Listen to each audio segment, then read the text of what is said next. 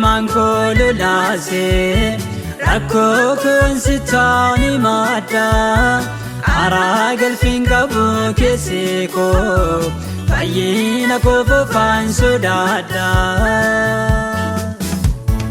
ofati ko sabam ninjero edi ko mochu indendenne umna gargar sakim barbada Jesus ko ansatan ufkenne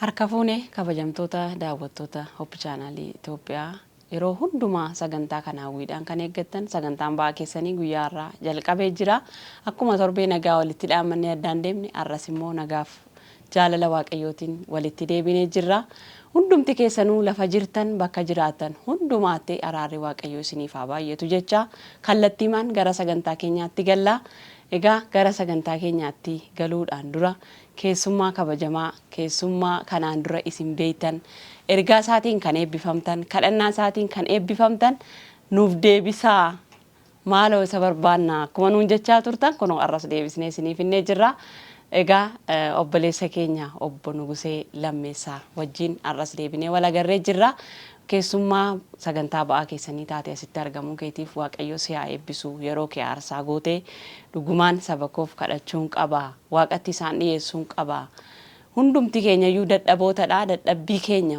ba'aa keenya fuunee fannoo Kiristoos jala waliif keenyettee kabajaadhaan waamicha keenya kabajjee waan dhufteef waaqayyo si haa eebbisu siin jechuun jaalladha galatoomii sagantaa keenyatti osoo hin galiniin dura mataa keenya gadi qabanne ulfina waaqayyootiif kadhanna araaraaf ayyaana kan qabdu qulqulluu abbaa keenyaa gaarummaa keetiin gargaarsa keetiin nu eegdee har'aan nu geesse osoo akka keenyaati yaa waaqayyo gooftaa qaatabanne ture waan nu eegdeef waan nu gargaarteef guyyaa har'aa kanarratti jireenya keenya irratti umurii keenya irratti guyyaa har'aa kana waan nu dabalteef galanni siif haa ta'u abbaa iddoo kanatti kan argamne aniif obboleessi koo obbo Nuguseen yaa waaqayyo gooftaa cubbuu keenya yakka keenya irra darba keenya ni beektaa nuuf dhiistee nutti araaramtee dursitee iddoo kanatti ati argamuudhaan ulfinni kee kanurraa mul'atu wanti nuti dubbannu lafee cabe kan wallaanu yaa waaqayyo gooftaa nama dadhabee kan jajjabeessu kan abdii kutateef kan abdii ta'u akka dubbachuu dandeenyuuf ati nu gargaari ayyaana keetiin nu gaggeessi gaarummaa keetiin ati nu eegi xumura keenya immoo samaa'inuuf godhi maqaa Yesuusiin aameen aameen waaqayyo abbaa keenya gaarii goonee galateeffannaa atis waaqayyo si haa eebbisu baay'ee galatoomiin keessummaa kabajamaa dhugumaan nu kabajjee waan asitti argamteef waaqayyo si haa eebbisu siin jechuun jaalladha baay'ee galatoomii hundumti keessan egaa obbo Nugusuun beeytu jedhee yaada yeroo darbee baay'ee sagantaa isaatiin akka eebbifamaa turre hundumti keenya iyyuu ni yaadanna rakkinoota dadhabbii bu'aa bayii biyya lafaa kana keessatti wantoota baay'ee irratti walii wajjin haasa'aa turreeti addaan deemne jechuudha arras namoonni baay'een yaada isaanii nuuf deebisaa jedhanii waan nuuf kaasaniif kunoo deebisnee finnee dhufnee jirra atis waaqayyo si haa eebbisu baay'ee galatoomii egaa obbo Nugusuu Lammeessaa waldaa Kaarraalloo kan inni dhufe asuma Finfinnee keessa jiraata sagantaa kanarratti argamuu keetiif waaqayyo si haa eebbisu siin jechuun jaalladha mee gara sagantaa keenyaatti galla kallattiidhumaani akkas jedha hojii ergamootaa boqonnaa 6 lakkoofsa 4 irraa nuyi garuu kadhataa fi lallaba dubbii waaqayyoof ergamuutti ni qabamna jedhanii yaadachiisanii jedha kadhataa fi lallabatti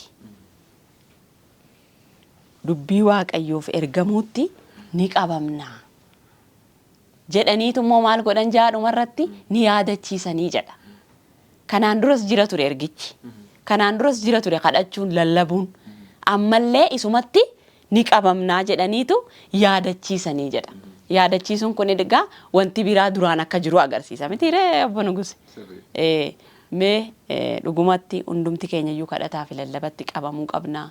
Hojii waaqayyootti dubbii waaqayyootiif ergamuutti waaqayyoof ergamu eenyuun hin ergadha yeroo inni jedhu yeroo hundumaa akkuma Isaayyaas gaaficha anaan ergadhu jee hundumti keenya iyyuu qophaa'oo taane anaan ergadhu jechuu danda'uu qabna ija jabaannee.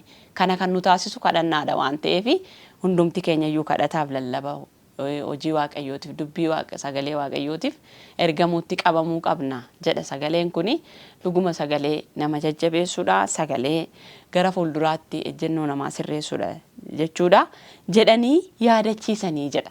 Mee isa kanarratti eenyu faatu eenyuun yaadachiisee maalirraan kan ka'e eertuu kana filatte jechuun barbaada. Waaqayyo si haa eebbisu. Eertuu baay'ee bareedaadha. Asirratti mee yaada kee kallattii dhumaan sabni durumaanuu si beeku waan ta'eef jechuudha. Haa ta'u obsee waaqayyo si haa eebbisu. Carraa sagalee waaqayyoo saba waaqayyoof dabarsuuf carraa kana waaqayyo waan nu kenneef akkasumas immoo bakka jirrutti eegumsa guddaan waan nu eegeef waaqayyoon guddisnee baay'isnee laphee guutuutiin hin galateeffanna.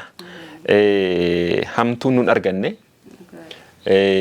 gooftaan immoo abbaan keenyi abdiin keenyi gaachanni keenyi carraa akkasii hojii waaqayyoo kana hojjechuuf carraa nuu kenneera.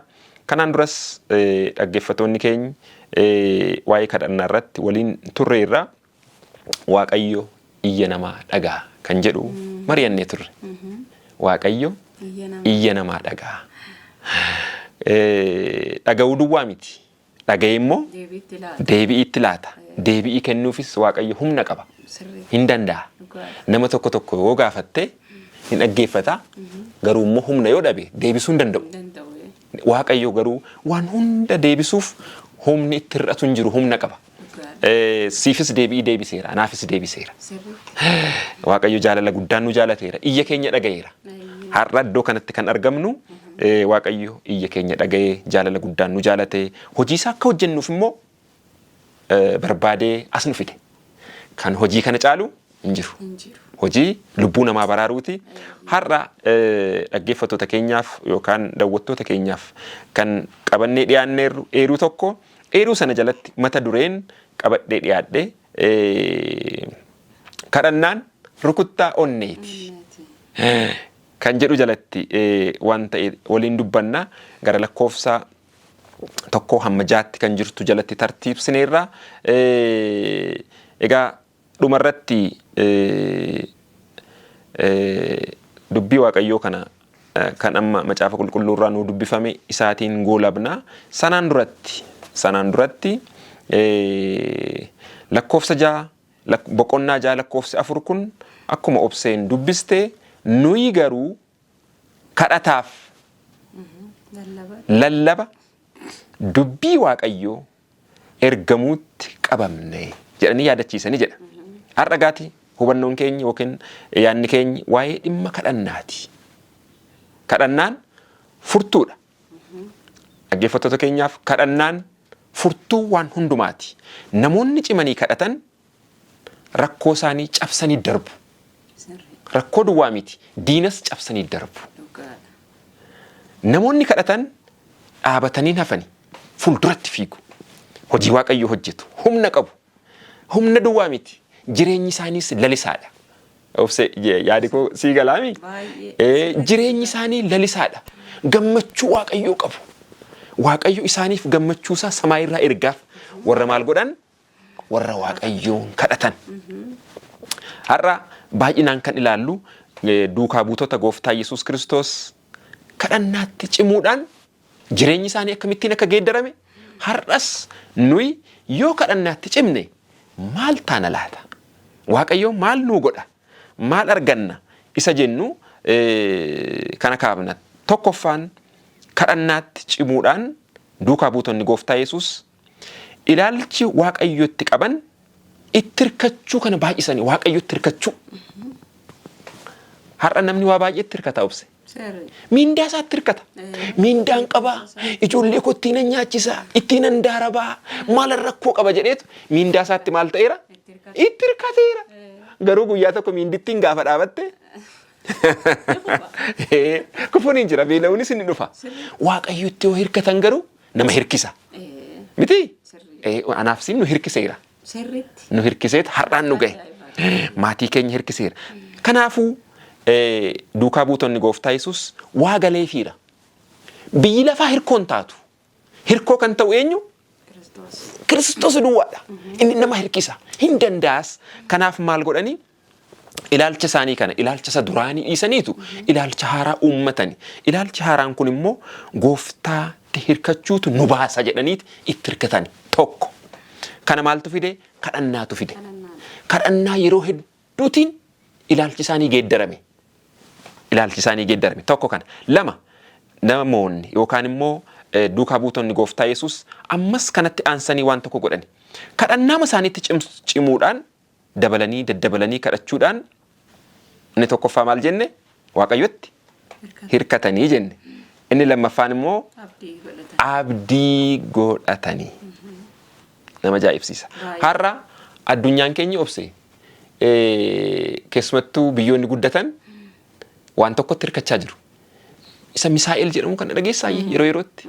Misaa'eliin kun biyya barbadeessaa, biyya gubaa, ani kana hidhadheera jedhu. Kanatti hirkataniiru. Sanas abdataniiru. Garuu abdiin sun nama hin baasu. Abdii fiixaan nama baasu miti. Duukaa buutonni gooftaa Yesuus Kiristoos Kiristoosin abdatanii gaachana godhatanii itti hirkatanii Waaqayyo isaan abdachiise. Baay'ee akkuma beekamu Kiristoositti abdachuu isaaniin dura kadhannaatti cimani. Kadhannaa kanatu gara kana nama geessa. Har'as namoonni nu dhaggeeffattan yookaan immoo karaa televezyiinii keessanii kan nu daawwattan kadhannaatti yoo cimtan Waaqayyoon abdii godhattuu jennes ni dabarsina sagalee Waaqayyoorraa. Kamittuu yoo hirkanne hirkoo nu ta'uu hin danda'u. Kamiyyuu yoo abdanne abdii nu ta'uu hin danda'u. Abdii keenya kan nuuf ta'u kan nuuf du'e. Du'ee kan ka'e. Abdiin keenya isaa isumatti hirkadhaa jennee tarii dhukkubsatee sireerra kan jiru jira ta'a. Ammaan tana kan nu ilaalaa jiru. Dhukkubsatee kan sireerra jirus kadhannaa isaatti yoo cime Waaqayyo abdii isaati. Waaqayyo sireerraas nama kaasa. Anaan du'a keessaa na baaseera. Kanaaf har'as tarii hojii barbaadee kan hojii dhabeerutu jira ta'a. Tarii gaa'ela barbaadee kan rakkateeru jira ta'a. Waaqayyo hundumaa kan daa'ima barbaadu jira ta'a. Namni gaaffii wajjiniin jiraata. Gaaffii isaanii kana Waaqayyotti yoo abdatan, Waaqayyotti yoo hirkatan, Waaqayyo isaan hirkisaa gaaffii isaanis hin deebisaaf. Gaaffii koof gaaffii kee eddanuu deebisee ergamoonni duukaa buutonni gooftaa Yesuus rakkoo keessa turani. Rakkoon isaanii sun kan furamte kadhannaatiin. Kanaaf ergaa kana kan nu dabarsan isaan. Nuyi garuu kadhannaatti fi lallabatti dubbii Waaqayyootti ergamuutiin jedhanitti dubbata. Ni qabamnaa jedhani.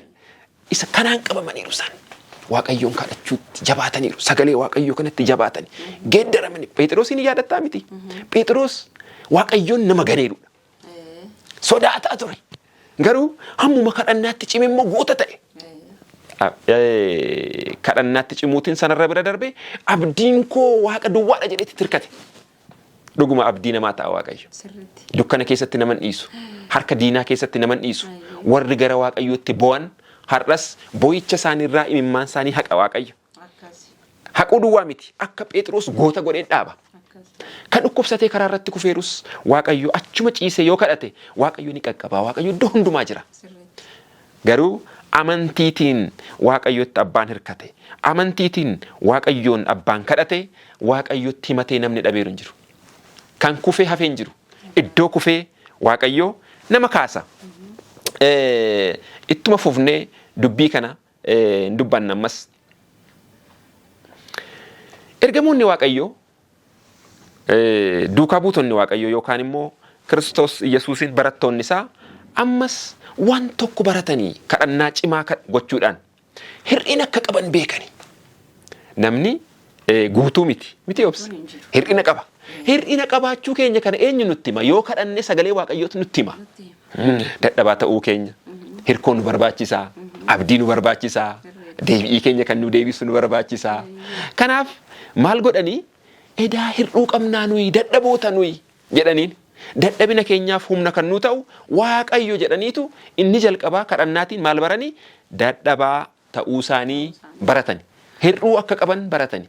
Yaa Waaqa hir'uu koo naa guute jennaan guuteefi humna naa kenne jennaan humna kenneef. Humna kenneefi hojii Waaqayyoo daangaatii hamma daangaatti sodaaf shakkii tokko malee gara kuteenyaan hojjetan. Kana maaltu fide? Ammas deebisnee dubbii kadhannaaf fide yaa obse. Kadhannaan furtuudha jennee irraa mitiire akkasumas immoo mata dureen keenyi kadhannaan rukuttaa onneeti. Memee waa jennome ati naa deebista waan kana. Wal harkaa fuuna dubbii keenya. Onneen otoo rukutuu baatte maal taaname? Inni duudha. Isheen oofcoodha jechuun motora, injin, sochoosa sammuu keenyas luka keenyas. Qurxummiin eessa jiraata obse? Bishaan keessa. Har'a gaaffii sitti baay'isaa jira. Qurxummiin bishaan keessaa yoo baate maal taati? Ni duuti. Duukaa buutonni Waaqayyoo kan sabni Waaqayyoo yookaan immoo kiristaana jennee kan maqaa akkasiitiin kan waamamnu yoo kadhannaa hin qabaanne qurxummiin bishaan keessaa baate yookaan immoo onnee rukuchuu dhiiftee dhaabatte sana ta'uudha jechuudha. Kanaaf yaa saba Waaqayyoo kadhannaatti cima. Barri kun bara hamaadha. Kadhannaatiin warri cabsanii darban yoo ta'e malee namni kadhannaatti laaffisee jennaan biyyi lafaa akka jawwiiti nama liqimsiti. Nama hambisti. Fakkeenya mee duubatti deebinee waa yaanna. Uummanni Israa'el baay'inni isaa biyya garbummaa keessaa kan ba'e akkuma walii galaatti mitiire biyya garbummaa keessaa warri ba'an gammoojjii keessatti du'anii hafanii. Sababni isaa tokko yookaan lama. Tokko abboomamuu diduu, lama kadhannaan qabani. Akkasuma ammas as deebina ammoo gara biyya keenya kanaatti gara amma bara jirru kanaatti sabni Waaqayyoo har'a sin kadhatu yoo ta'e akkuma uummata Israa'el maal ta'ee hafa gammoojjii keessatti hafa. Kan nu qophaa'eeru maal ture? Samaayii ture. Uummata Israa'eliif maaltu qophaa'e? Kana'aan. Kana'aan otoo hin galiin hafanii. Sababiinsaa akkuma nuyi jenne kadhachuutti cichanii jabaatanii hin dhaabanne. Waaqaaf hin abboomamanii. Hamoota turani. Isa kanaaf uumanii nama lama duwwaatu gale. Amantiif kadhannaan isaanii cimaadha. Si galee miti? Amantii qabu Waaqayyotti. Waaqayyootiin abdatu. Itti hirkataniiru. Kadhannaa halkaniif guyyaa kadhatu. Har'as biyyi lafaa ciniinsuu keessa jirti. Dhumaatii keessa jirti. Beela keessa jirti. Gidiraatti itti baay'ateera. Gidiraa kana keessa darbuuf sabni Waaqayyoo jaarsaa jaartiin jennu, dargaggeessa dargaggeettiin jennu halkaniif guyyaa gara Waaqayyootti warri bu'an humna argatu. Humnattiin biyya lafaa mo'an argatu. Diinattiin cabsan argatu. Yoo kanan ta'in hafuunis jira. Kan nu qophaa'e samaayii jennee miire. Uummata Israa'eliif maaltu qophaa'e? Kana'aan biyya dammaaf aannan yaasu. Garuu otoo sanan argin karaatti hafani. Saba Waaqayyoo karaatti akka nafne. Kadhannaatti cimaa jenna har'as nuyi. Mata dureen keenyi waa'ee kadhannaati. Waa'ee kadhannaati waan ta'eef adaraa jenna. Waaqayyo si haa eebbisu. Gidduutti namoonni ergaa ergatan jiru waan ta'eef isarrattis waan haasoftu ni qabaatta waan ta'eef maqaa namootaa waamnee walitti deebina. Egaa daawwattoota keenya kun sagantaa ba'aa keessaniiti. Hundumti keessanuu nu daawwachaa waan jirtaniif Waaqayyo si haa eebbisu. Qopheessee dhiyeessuun kan isin waliin turaa jiran Obsee Katamaa gara ogummaa kaameraatiin Xilaawun Shawaa lamaan wajjin jira. Hamma xumuraatti nu faana taa'aa isiniin jenna. Mee maqaa namoota muraasaa waamnee walitti deebina. Daawwataan keenya yookiin immoo dhaggeeffataan keenya jalqabarra jiru akkas jedha. Firii hojii kanaatiif maqaa Waaqayyoo haa galateeffamuu jedha. Itti aansuudhaan immoo nagaan Gooftaa Fayyisaa keenya Yesuus Kiristoos bakka jirtanitti isiniif haa ta'u. Himannaa kadhannaa koon qabaa waan guddaadha. Innis immoo inni guddaansaa Waaqayyo hafuura qulqulluu akkasumas bokkaa lammataan akkana yaadatu. Kun galfata koo yeroo hundaati. Waaqayyo akkasumallee mallattoo akkanatti godhu qomoo fayyinaatti akkan dabalamuuf naaf kadhadhaanuun jedhee jira. Akkuma obbo Nuguseen dubbachaa ture miindaa irratti hirkachuun jira, beekumsa ofii irratti hirkachuun jira, ogummaa ofii irratti hirkachuun jira. Akkuma addunyaa kana ammoo misaa'ila garaagaraa irratti hirkachuun jira jennee dubbachaa turre. Faallaa isaa garuu obboleessi keenya maal jedhee Waaqayyo bokkaa lammataatiin akkana yaadatu, hafuura qulqulluudhaan akkana guutu, mallattoo isaa isa bara dhumaa sana akkanatti godhu warra qomoo fayyan keessatti akkan dabalamuuf Waaqayyoon naaf kadhadhaa jedhee jira. Yaadadhu qabadhu.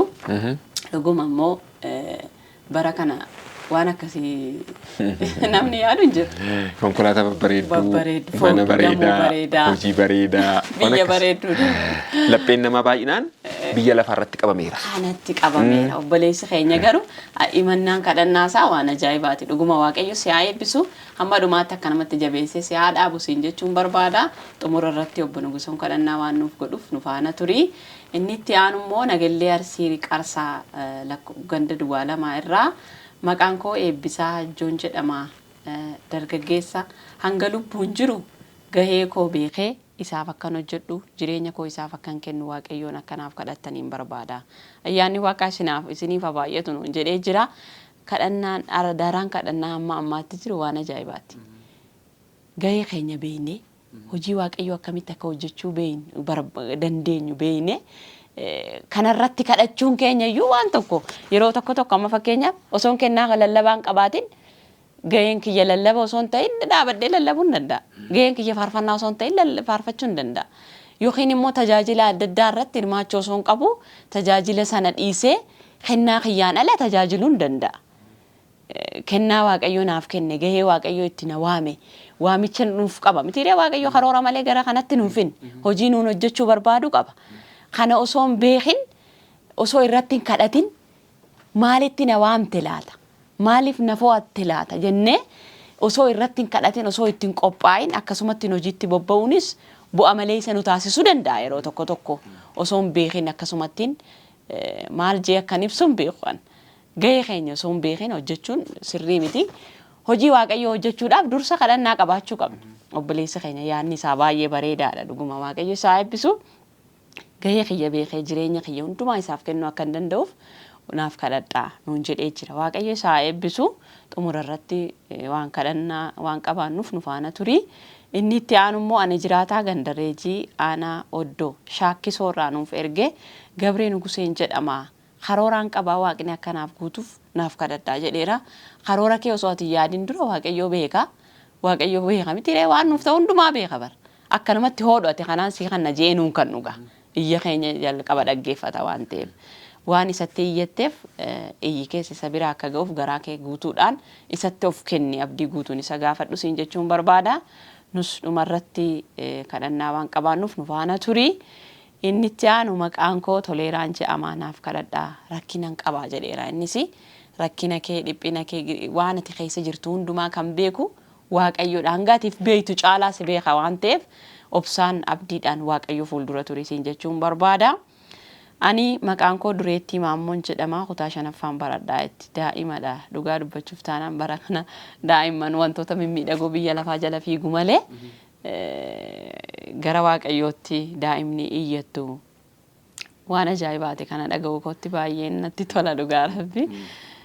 Waldaa Adventistii guyyaa 7ffaa biilaa achiin dhaqaa barumsatu naan galuu naaf kadhadhaa nuun jettee jirti sammuu koof naaf kadhadhaa. Isiniin jaalladhaa sagantaan keessan baay'ee bareeda nuun jettee jirti. Atis yaadni kees baay'ee bareeddaa Waaqayyo dhugumaan si haa eebbisu jechuun barbaada.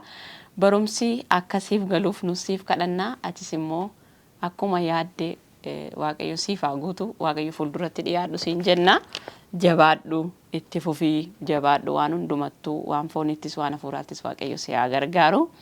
Inni itti aanu immoo daawwataan keenya yookiin immoo daawwattuun keenya ani Asteer Nuguseen jedhama magaalaa Buree Horaarraan tajaajila magaalaa Buree Horaarraa isinii bibbilee tajaajilli keessan baay'ee namatti tola. Naafis akkanaaf kadhattaniin barbaada. Adaraa kadhannaa kaniinan qabu na dhukkuballeedha naaf kadhadhaa nuun jettee jirti. Waaqayyo si haa gargaaru jabaadhu siin jechuun barbaada. Obsumaan fuula Waaqayyoo dura turi. Faarfataa Dabalaan maal jedhee faarfate yeroo darbe sagantaa of chaanaal irratti argiteetta yoo ta'e obsanii waaqayyoon eeggachuun gaariidha jedhee daawwattoota keenya jajjabeessaa ture. Obsanii waaqayyoon eeggachuun baay'ee gaariidha. Obsaan fuula waaqayyoo turii. Namni obsee waaqayyoon eeggate guyyaa isaatti yeroo isaatti waaqayyoo deebinuuf qaba waan ta'eef waaqayyoo si haa gargaaru siin jechuun barbaada. Obbo Alamaayyoo namarraa hin jedhama godina Gimbii waldaa Adventistii Gaaddii irraa qorumsaan qabaa akka mana kootti qorumsaan qabaa naaf kadhadhaa daraan hun jedhee jira. Namni hundumtuu namni biyya lafaa kanarra jiru qorumsa qaba. Gidiraa keessa jirra, rakkina keessa jirra, addumaan bara kana keessa immoo namni qorumsa hin qabne hin jiru obboleessa koo. Hundumti isaayyuu akka keetti ifa baasee hin dubbanne malee hundumtuu qorumsa keessa jira. Waaqayyo si haa gargaaru. Inni nama gargaaruu akka danda'u waan amanteef immoo gooftaan si haa eebbisu. Obsaan isa fuuldura turisiin jechuun barbaada. Mee gara obbo Nugusuutti deebi'uudhaafi eertuu dubbifachaa jirrus yaada irratti dubbachaa jirru hundumaa bakka irratti dhaabde irraa itti nuufufta. Yaada obboloota keenyaa immoo dhageessee jirta. Eertuun keenyaa fi yaadni isaanii baay'ee wal fakkaata. Baay'ee wal fakkaata. Isarratti hirkachuu barbaadu, abdii isa godhachuu barbaadu akkuma yaada akkuma eertuu keenya irratti dubbifanne jechuudha. Kadhataaf lallabaan hojii waaqayyo dubbii sagalee waaqayyootiif ergamuutti ni hirkannaa jedhan isaan kun. Obboloonni keenyas immoo yaadni isaanii kanaa wajjin waliin faalleessu baay'ee wal fakkaataadha. Yaadni ati dubbachuu barbaaduu fi himannaan obboloota keenyaa wal fakkaata waan ta'eef mee kanarratti waan yaada dabartu yoo qabaatte daballee gara isatti aanutti dabarraa. Yaadan qaba kanarratti namoonni yaada nu ergan gaaffii nu ergan guddaa galatoomaa waaqayyo sanaa eebbisu. Waaqayyo harkisaa bal'aadha. Gooftaan keenya fayyisuuf duubatti hin deebi'u. Gargaaruufis duubatti hin deebi'u. Akka namaa miti sassataa miti waaqayyo harka guutuu namaaf kenna. Kanaaf haala duree nuyi gochuu qabnu tokko kadhachuuf waaqayyotti amanamnee dhaabachuudha. Amanamaa dhaabadhaa. Gooftaan kan sin gaafattan miti caalaa isaa sinii deebisa. Kana keessaa baay'ee kan ajaa'ibsiifadhu bokkaa lammaffaa bokkaa isa jalqabaa yoo ittiin hin shaakalle kadhannaatiin isa jalqabaa keessan jirtootaati isa lammaffaan fudhattu jedha hafuurri raajii. Agartee inni jalqabaa amma kan bu'u jira. Agartee hafuura qulqulluutiin guutamneet hojjenna miti. Inni lammaffaa immoo baay'inaan dhufa. Ergamoota waaqayyootiin kan geeddare Phexros fa'iin kan geeddare inni lammaffaa sun dhufeetu saba waaqayyoo irratti dhangala'a. Yeroo sana geeddarumsa guddaatu ta'a. Sodaan nurraa ka'a. Phexros irraa sodaan ka'ee ture. Hafuura waaqayyoo fudhateetu. Agartee? Kanaaf gaaffiin akkasii kun baay'ee dinqisiifamaa. Waaqa birattis gaaffii guddaa. Waaqayyoo akkuma inni gaafate guddisee baay'isee kennaaf. Hafuura qulqulluu namni qabu hojii waaqayyoo hojjeta. Hojii waaqayyoo hojjechuu duwwaa miti. Jireenyi isaa qulqullaadha. Amala waaqayyoo qaba. Waaqayyoon fakkaata. Agartee? Obsee waaqayyoon fakkaata. Hafuura qulqulluu kan hin qabne immoo hafuura maalii qaba? Hafuura xuraa'aa qaba jechuudha. Jireenya maalii jiraata? Jireenya samaayii toon taane jireenya biyya lafaa jiraata. Agartee? Garaagarumsi isaa hafuura waaqayyoo kan qabu isa jalqabaa macaafa dubbisuutiin kadhannaatti cimuutiin of qopheessee hafuurri inni lammaffaa bokkaan inni lammaffaa yoo dhufu warra qophaan irratti dabalata bu'a. Isa kana beekuu qaba. Namni hundumtuu keessumattuu amantoonni Adventistii waldaa Adventistii keessa jiran duukaa buutonni waaqayyoo Kiristoositti kan amanan hundumtuu har'a biyya lafaa gadhiif diduudhaan cubburraa baqachuudhaan of qopheessuudha. Laphee qophaa'ee irratti bu'a hafuurri qulqulluu. Har'a yoo of hin qopheessin boru isa lammaffaa yookaan bokkaa lammaffaa fudhadha jedhanii qophaa'uun hin ta'u. Kanaaf obboleessi keenya kadhannaa akkasii kana kan gaaffii akkasii kana kan nu gaafate gooftaan si haa eebbisu. Har'umaa of qopheessi. Har'umaa hafuura qulqulluu isa xiqqoo bu'aa jiru kan borummoo akka galaanaa yoo bu'u lapheensaa qophaa'aa waan ta'eef hin keessumsiisa hin fudhata. Kanaaf waaqayyo si haa gargaaru. Itti aansee akkasumas karooran qaba. Karoora ofii kan fiixaan namaa baasu waaqayyo. Hadaraa waaqayyotti kennu maaliitiin kadhannaat fi amantiidhaan isatti kennite jennaan karoorri kee yaada waaqayyoo keessa yoo jiraate akka waaqayyo yaadutti yoo ta'e waaqayyo automaatikaalii hin deebisa. Tureeyyuun bulu. Waaqayyoon tajaajiluutti karoora qaba ta'a. Maatii isaa jireeffachuutti karoora qaba ta'a. Hojii waaqayyootti hojjechuu, tsalootiitti cimuu, hafuura qulqulluu fudhachuuf yeroo hundumaa karoora akkasii warri qaban waaqayyo karoora isaanii fiixaan hin baasaaf. Ogummaa kan namaa kennu waaqayyo. Sammuu kan namaa banu waaqayyo. Tadaa sammuun namaa kan banamu obse yoo kadhatanidha. Dhageesse dhaggeeffattoonni keenyi ijoollee isaaniif yoo kadhatani warri maatii ijoolleewwanis sammuu kunaa bani gooftaa jedhanii yoo kadhatan waaqayyo sammuu bana. Agartee namoonni maseenan jechuu beektaa? Namoonni maseenan kadhannaatiin dhadhaa argataniiru. Har'as immoo barumsi naa galuu didee jettee obboleetti dubartii natti fakkaata kan daa'ima xiqqishoo ogummaa kan namaa kennu waaqayyo sammuu namaa kan namaa kennu waaqayyo ijoollee isaaf waadaa galeera. Fuuldura malee duuban godhu jedheera. Obboleettiin yookaan immoo mucaa keenya ta'us dandeessi ta'a. Umurii ishees beekuu baanne cimsii halkaniif guyyaa waaqa kee gaafadhu. Waaqayyoon tajaajili warri waaqayyoon tajaajilan fuuldura malee duuban godhuu kun waadaa waaqayyooti. Waadaa nuuf galeera. Sammuu nuuf kenne kan immoo akka hubatuuf kan banuu danda'u eenyu? Isuma malee hakiimii miti. Hakiimiin ogummaa namaan kennu. Fakkeenyaaf iddoo tokko yaadaan si ageessume. I hope seenaan Daani'el baay'ee nama ajaa'iba. Kana wajjiniin wal fakkaata furri waaqayyoo keessa koo fide. Daani'el fi hiriyyoonni isaa booji'amanii biyya ambaa deemani. Biyya ambaa gaafa deeman Baabiloos Naabukadnaaxoor namoota muraasa gara beeta mangistiitti fideetu akka isaan baratan godhe.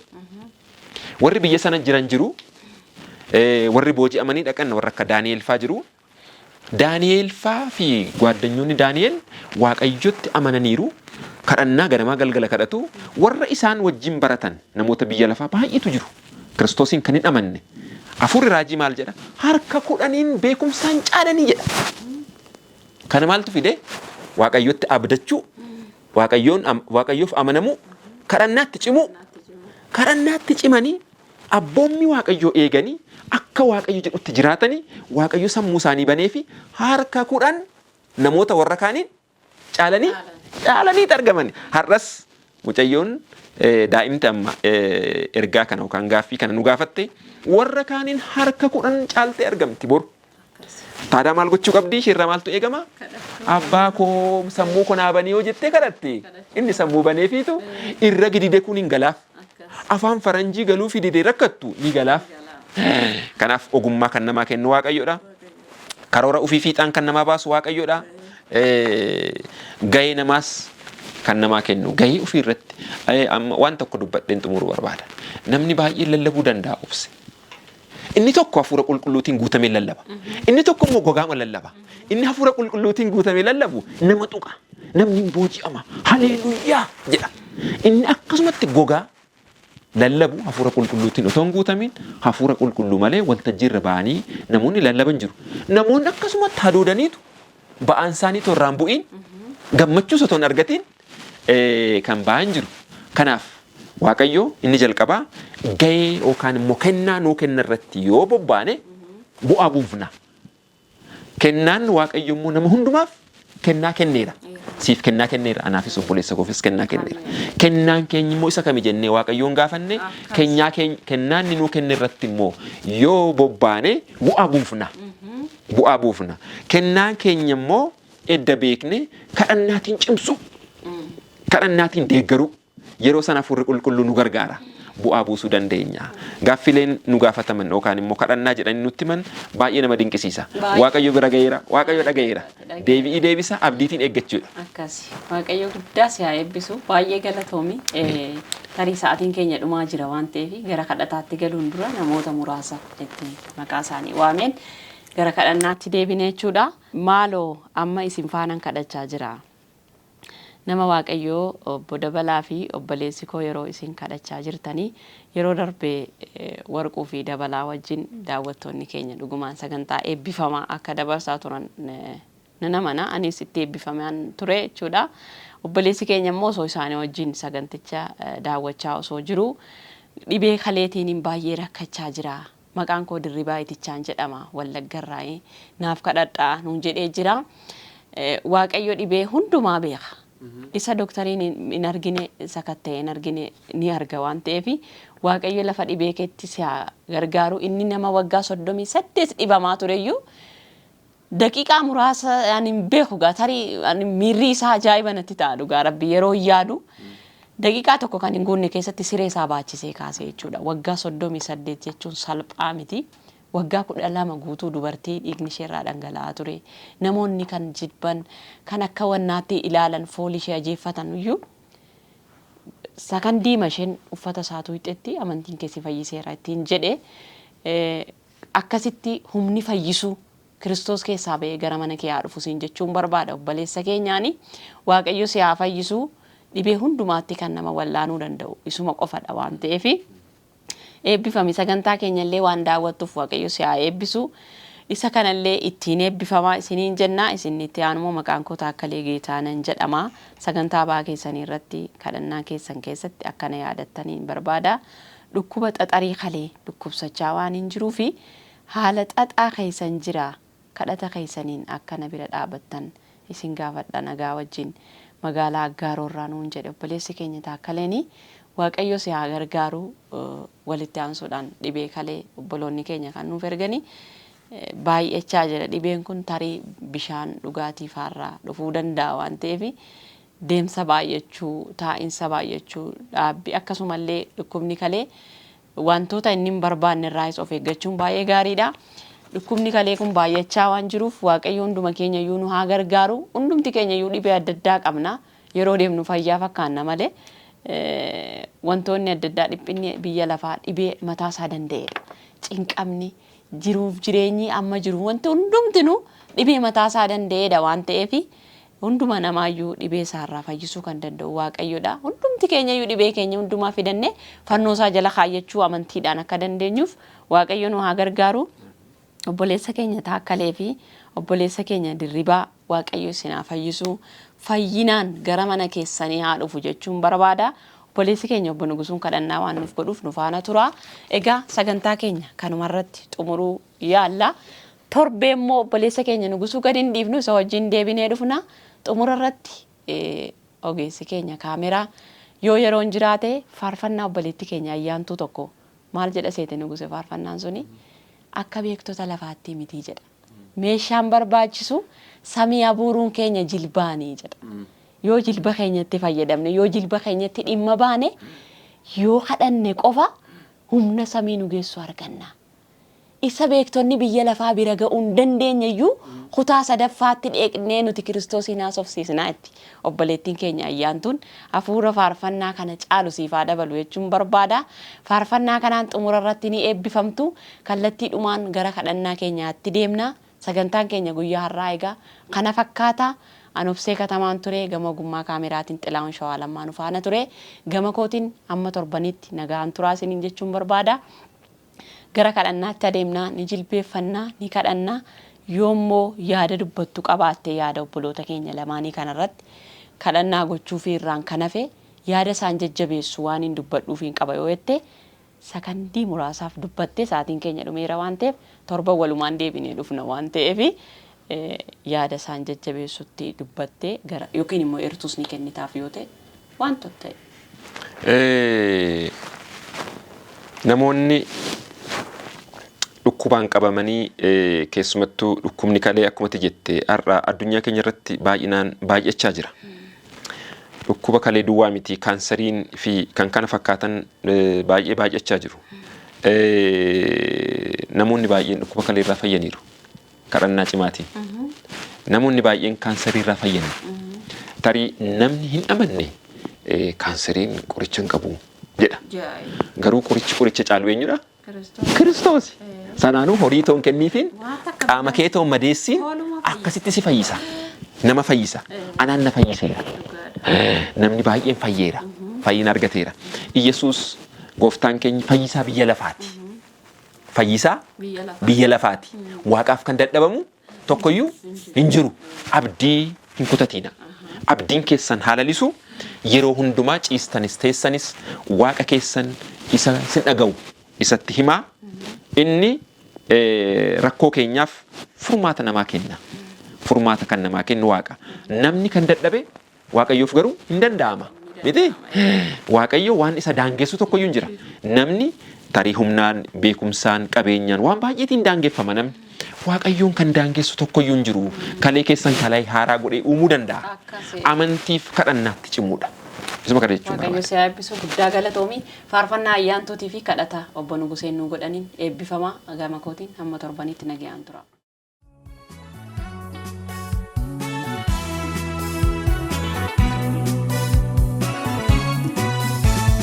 Bo'een maangolo laasee rakkoo koonsitaani maaddaa karaa galfiin qabu keessee koo fayyina koo fofaan sodaadhaa. Kofaati koofsa baamni injeeroo fedhii koo mo'achuu hin dandeenye humna gargaarsa kee hin barbaada. Yesus kun setaaniif kenne. Abdii keenya kan taate Gooftaa, hundumaa ol kan taate, eenyuyyuu si daangessuu kan hin dandeenye. Warra gaddaniif Gooftaa Yesus kan wajjiniin gadditu, warra dhukkubsatan kan wajjiniin dhukkubsattu. Akkasumas immoo yaa Waaqayyo Gooftaa siree isaanii irratti kufanii dhukkuba kaleetiin dhukkuba biraas ta'uu danda'a. Gooftaa Yesus abbaa nagaa hafuura qulqulluu seenaa namaa kan geeddaru si duwwaadha. Qorichi qoricha caalu si, fayyisaan biyya lafaa si, yaa Waaqa si abdanneerra. Namoonni yaa Waaqayyo Gooftaa nuu kadhadhaa jedhanii sababa dhukkuba kaleetiin maqaa Gooftaa Yesus Kiristoosiin har'a fayyinni kee akka isaan qaqqabu, harki kee yaa Waaqayyo Gooftaa isaan tuqee akka fayyisu, har'a qoricha akka isaaniif taatu, siree isaaniirraa ka'anii Gooftaa galataaf ililleettiidhaan akka dhaabatan maqaa ilma kee Yesus Kiristoosiin samaayirraa Gooftaa akka isaan ilaaltu, iji kee iddoo hundumaa kan argu har'a yaa Waaqayyo Gooftaa dhibee kaleetiin qabamanii kan rakkachaa jiran akka barbaadan deemuu kan dadhaban, akka barbaadan hojjechuu kan dadhaban, iddoo hiriyyaan isaanii ooluu kan dadhaban, dhukkubaan hidhamanii kan ta'an har'a Gooftaa Yesus hiikkaa hundumaa kan taate dhukkubarraa isaan hiiki. Maqaa Gooftaa Yesus Kiristoosiin ati qoricha ta'iif namni kan dadhabe ati hin dandeessa. Hafuura qulqulluu Gooftaa Yesus si kadhanna. Namoonni dhukkuba kaleetiin qabaman, dhukkuba biraa kaansariitiin kan qabaman maqaa Kiristoos Yesuusiin fayyinni isaaniif haa ta'u. Har'a yaa Waaqayyo Gooftaa geeddarumsa addaa laphee isaanii keessa kaa'i. Kadhannaatti akka ciman isaan cimsi. Yaa Waaqa iddoo kufanii isaan kaasi. Nama kufeeru karaarraa kaafta. Yaa Waaqayyo garaa jabaattee nama biran dabartu. Gooftaa Yesus hafuura qulqulluu garaa jabaattee nama biran dabartu ati biran darbi. Har'a Gooftaa Yesus dhukkubsatanii gara keetti kan bu'an ati imimmaan isaanii irraa haqi. Har'a dhukkubsatanii na qaqqabi kan jedhan Yesus ati isaan qaqqabi. Har'a yaa Waaqa na biran darbiin warra jedhan yaa Waaqa ati biran darbiin. Hafuura qulqulluu biran darbiin yaa Waaqayyo Gooftaa ayyaana keetti haguugi fayyina kee isaaniif kenni. Fayyina samaayii yaa Waaqayyo Gooftaa dhibeetiin kan qabaman dhibee isaaniirraa fayyanii si haa galateeffatanii. Dhibeetiin kan qabaman maqaa Kiristoos Yesuusin iji isaanii banamee si haa argu. Yaa Waaqayyo Gooftaa dhuguma Kiristoos Yesuus namoota hedduuf fayyina taateetta. Addunyaa keenyaaf ati fayyina. Nama si abdatee, nama si kadhatee, nama si tirkateef nama hirkista. Yaa Waaqayyo Gooftaa ati gaachana namaati. Kiristoos Yesuus hidhaa namaa hiikta. Har'a yaa Waaqa dhukkubaan kan hidhaman maqaa Yesuusin ati isaan hiiki. Maqaa Gooftaa Yesuus Kiristoosin hiikkaan si biraati Gooftaa kan xaxaman Gooftaa dhibeetiin. Moraan kan xaxaman har'a Gooftaa fayyinni isaaniif haa ta'u. Har'a hiikkaan isaaniif haa ta'u. Har'a Gooftaa maqaa Kiristoos Yesuusin dhaabachuun isaaniif haa ta'u. Iddoo kufanii isaan kaasi. Sireerraa isaan ol qabi. Gooftaa Yesuus ilma Waaqayyoo akkuma dhuguma Gooftaa daa'imti naa kadhadhaa. Sammuun koo akka naa banamu, ogummaan akka naa kennamu, barumsi akka naaf galu gaaffiin kun Gooftaa Yesuus si bira ga'e ati argitee ati dhageesse yaa Waaqayyo Gooftaa daa'ima kanaaf sammuu ishee bantee ogummaa adda ta'e maqaa Kiristoos Yesuusin ati kenniif. Ogummaan Salamooniif kennite daa'ima kanaaf ati kenni. Yaa Waaqa sammuu ishee banamee barumsa akka hubachuu dandeessu, galata akka gashattu, ulfina akkasii kennitu, yaa Waaqa akkasii tajaajiltu ogummaa si biraa ta'e ati kenniif. Ija ishee baniif. Yaa Waaqa kadhannaatti cimsi galata si haa ta'u. Ati hin dandeessaa Gooftaa Yesuus koo xiqqaa wallaalaa beekaan jettu hafuura kee qulqulluutiin ati guuti. Yaa Waaqayyo gooftaatti dinqisiisi. Innama dinqisiista daa'ima kana gooftaatti dinqisiisi. Galanni siif haa ta'u. Yaa Waaqayyo gooftaa akkasumas karoora qabna. Karoorri keenya fiixaan akka nuu ba'uuf Waaqayyoon nuu kadhadhaa kan jedhan karoora namaa fiixaan kan namaa baasu Waaqayyo. Yaa Waaqa sitti kennine gooftaa kan obboleessi keenya nu gaafate maqaa gooftaa Yesuus Kiristoosiin karoorri isaa maal akka ta'e situ beeka. Nu hin beeknu.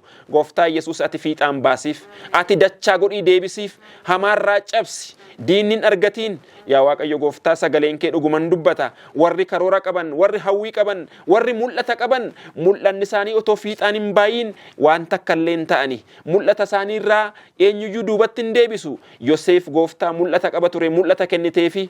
Yaa Waaqayyo gooftaa Yesuus koo otoonni mul'ata isaa biran gahin rakkoo hedduutu qunname Yoseefin. Garuu yaa Waaqayyo rakkoo sana keessa dabarsitee iddoo ati mul'ata kenniteefi, iddoo ati hawwiteefi, iddoo ati qopheessiteefiif gaheera Yoseef.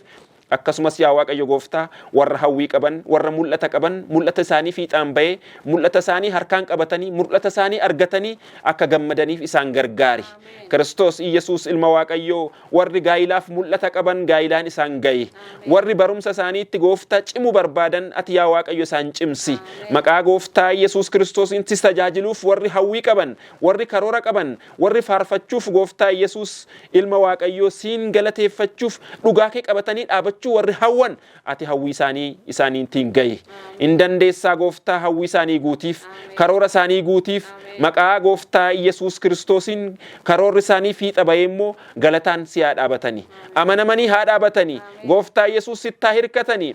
Yaa Waaqayyo kan sitti hirkate gooftaa ati nama hirkista. Ati gaachana namaati. Ati hidhaa namaa hiikta. Ati yaa Waaqayyo gooftaa Yesuus dhibee namaarraa fayyista. Yaa Waaqayyo gooftaa hundi keenya sitti akka hirkannu nu gargaari. Duukaa buutonni kee sitti hirkatanii ati isaan hirkiste. Duukaa buutonni kee si abdatanii ati abdii isaanii taateef har'a kan nama abdachiisu biyyi lafaa tokko illee hin jiru. Kan nama abdachiisu Kiristoos duwwaadha. Galanni siif haa ta'u. Yaa Waaqayyo gooftaa hafuura qulqulluu kan raafamaa jiran ati yaa Waaqayyo gooftaa isaan cimsi. Gooftaa Yesuus hafuura qulqulluu amantiitti akka ciman, Kiristoosiin akka abdatan, yaa Waaqayyo gooftaa kadhannaatti akka ciman ati isaan gargaari. Galanni siif haa ta'u. Waan nu dhageesseef ulfaadhu. Hunda caalaa gooftaa mootummaa kee kadhaallu nu gargaari.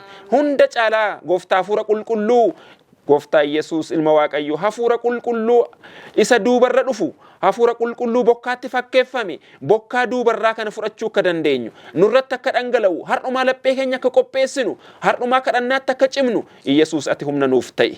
Gooftaa Yesuus samaayii nuu qopheessite biyya lafaa irratti akka nafne akka uummata Israa'el yaa Waaqayyo gooftaa gammoojjii keessatti hafan gooftaa Yesuus biyya lafaa dhiphinaan guutamte biyya lafaa gidiraatiin guutamte kana keessatti daraati nu dhiisin. Harka keenya qabii nu dhaabi. Amantii nuuf kenni. Hundumtu si biraati gooftaa waan qajeeltoo ta'e hundumtu si biraa namaa kennama. Yaa Waaqayyo gooftaa ati amantii nuuf kenni. Ati kadhannaatti nu cimsi. Kiristoos Yesuus hafuura qulqulluu warri kadhannaatti ciman gargaarsa samaayirraa argatu jedha macaafni raajii. Warri kadhannaatti ciman gargaarsa samaayirraa isaanii fidhuma dhufa jedha.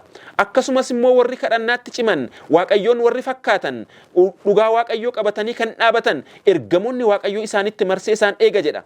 Ibiddi hafuura qulqulluu isaan marseetu isaan eega. Diinni argachuu hin danda'u. Kanaaf yaa Waaqayyo gooftaa kadhannaan furmaata hundumaati. Kadhannaan gooftaa Yesuus rukuttaa lapheetti yaa Waaqayyo gooftaa fakkeeffama. Kanaaf yaa Waaqa yeroo hundumaa halkanis guyyaas akkasi kadhannuuf nu gargaari. Hafuura qulqulluu ati nu gargaari. Ayyaana kee nutti haguugi. Obseetiinis anaanis nu eebbisi. Warra kunoo yaa Waaqayyo gooftaa teeknikiitiin kan hojjetus obboleessa keenyatti eebbisi. Kan nu dhaga'an hundumtu har'a fayyinaa ta'uuf gooftaa Yesuus jabinni haa ta'uuf iddoo kufanii haa ka'anii kan dhaban haa argatanii kan si tajaajilu hawwan si tajaajilanii gooftaa haa gammadanii. Galanni siif haa ta'u. Hunda keenya samaayitiin nu gahi. Hamaa maqaa keetiin nurraa cabsi. Maqaa gooftaa Yesuus Kiristoosiin kan nu takaalee kaa'ee yoo jiraate maqaa keetiin haa cabu. Har'a nurraa haa kufu. Yaa Waaqayyo gooftaa ayyaana kee nutti uffisi. Galanni siif haa ta'u waan nu dhageesseef. Amiin.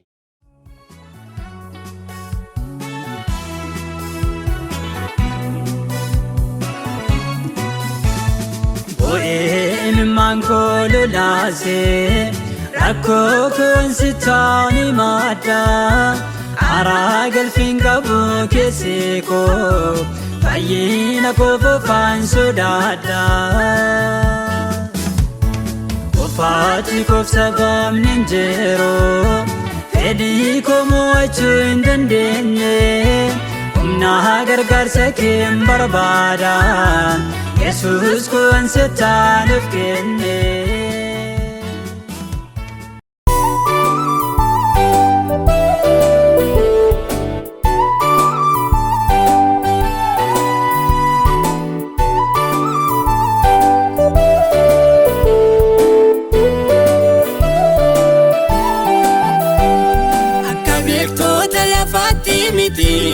Meeshaan barbaachisu samii abuuruun keenya jilbaani isa sambiira ga'uu hin dandeenye kutaa sadaffaatti asubsiifnaanu Kiristoosiini shakkiin qabu wardannee daawwannaa jajjabaadhaa malee mogolee keessan hin laaffisina saatalaayitii lafarraa miti samii kan nu geessu jilba keessaa ba'a meeshaan keenya.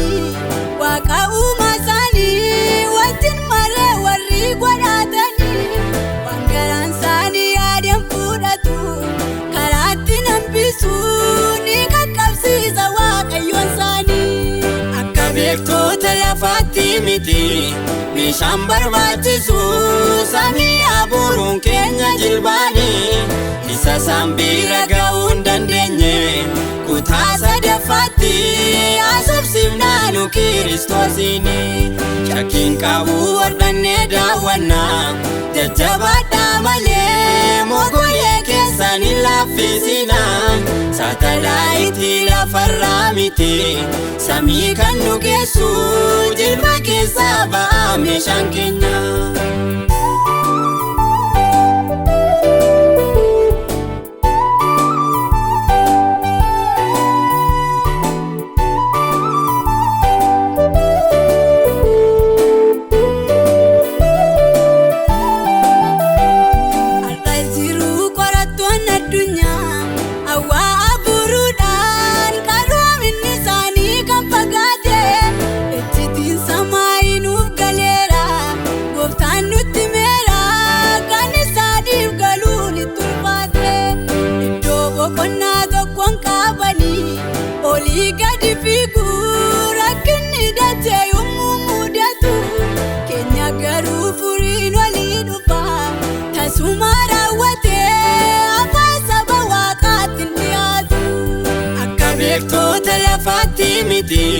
Meeshaan barbaachisu samii abuuruun keenya jilbaani isa sambiira ga'uu hin dandeenye kutaa sadaffaatti asubsiifnaanu Kiristoosiini shakkiin qabu wardannee daawwannaa jajjabaadhaa malee mogolee keessan hin laaffisina saatalaayitii lafarraa miti samii kan nu geessu jilba keessaa ba'a meeshaan keenya.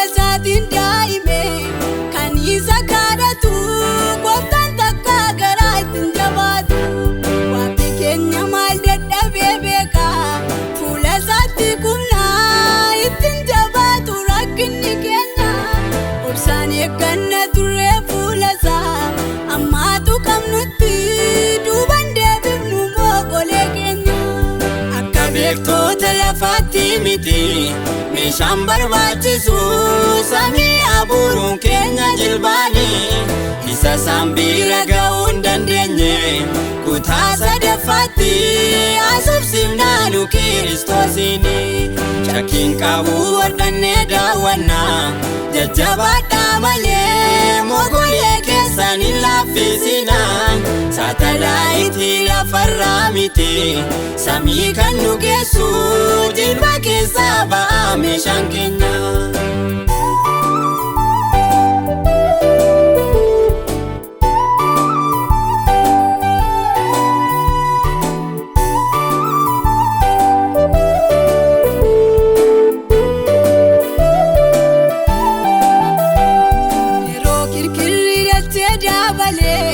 Nageenyi sarbamu sabni waaqa mootaan ilaalu na kadhatan waan hubatanii isaan rakkisu dursanii gooftaatti walii galu daagatina sabni xumura samiit balaali'u humna dachee dhiyoot busheessina lafatti nagaa xumuraa dhaabne biyya keenya galu pilaaneetota beektoota lafaatti miti meeshaan barbaachisu samii abuuruun keenya jilbaani isa sambiira ga'uu hin dandeenye kutaa sadaffaatti asubsimnaanu Kiristoosiini shakkiin qabu wardhannee daawwannaa jajjabaadhaa malee mogolee keessan hin laaffisinaa saatalaayitii lafarraa miti samii kan nu geessu jilba keessaa ba'aa meeshaan keenya.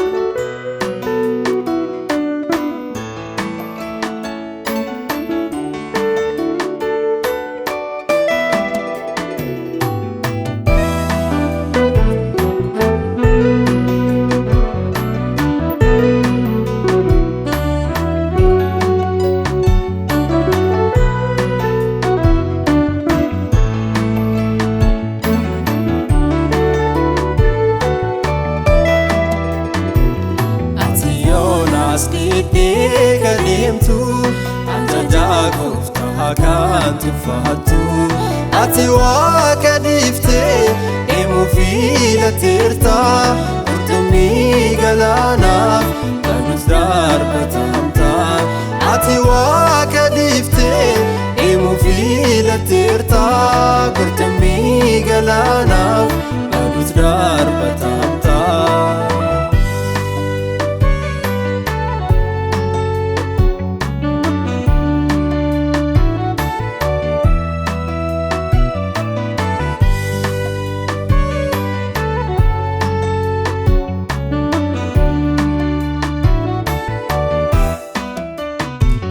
Biyyatiin ergitee anuunaan sodaadha waraanni naannawees baay'ee gurguddoodha isaanoo ergaa koo narraan fudhatanii jechuudhaan sagaleessa ofirraa hin mormini.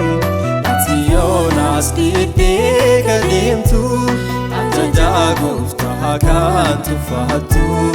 Ati waaqa dhiiftee emu filateerta qurxummii galaanaaf kanus darbatamta. Ati waaqa dhiiftee emu filateerta qurxummii galaanaaf kanus darbatamta.